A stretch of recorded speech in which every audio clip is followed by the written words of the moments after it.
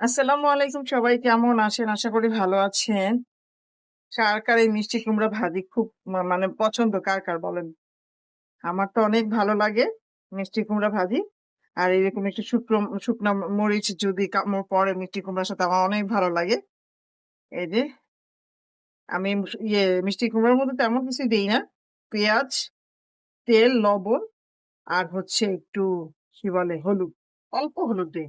এই কালারটা যেন সুন্দর আসে। এখন মিষ্টি কুমড়া ভাজি হয়ে গেছে। এখন ধনিয়া পাতা দিব। আর এই যে দেখেন টুকটুকা লাল শাক ভাজি করছি। দুপুরবেলা খাবার এটা আমার কাছে এগুলো আজকে খেতে ভালো লাগতেছে। এগুলোই খাবো আজকে। আর হচ্ছে এই যে ডাল, এই যে ধনিয়া পাতা দিয়ে ডাল রান্না করেছি।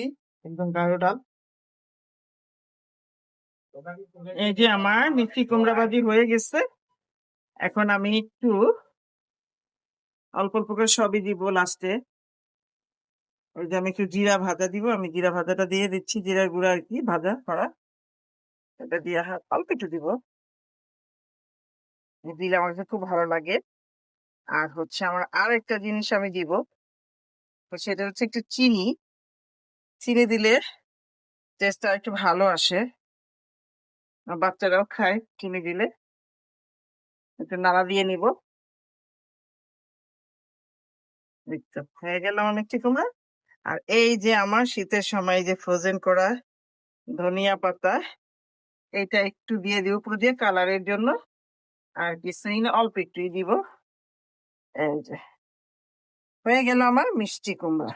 একটু স্মেলটা আসবে। শীতের সবজিতে যদি ধনিয়া পাতা জিরার গুঁড়ো এগুলো না খাওয়া যায় বলেন, তাহলে কি আর শীতের তরকারি মনে হয়? শীতের সবজি তো শীতের সব স্মেল আসতে হবে। এই তো হয়ে গেল আমার মিষ্টি কুমড়া ভাজা। আর এই যে লাল শাক। এই যে হচ্ছে আজকে দুপুরবেলার খাবার দাবার। পাতলা ডাল না, গাঢ় ডালি। এই যে হচ্ছে কাঁচা মরিচ, লেবু, মিষ্টি কুমড়া ভাজি, লাল শাক ভাজি। এই যে কেমন হলো বলবেন?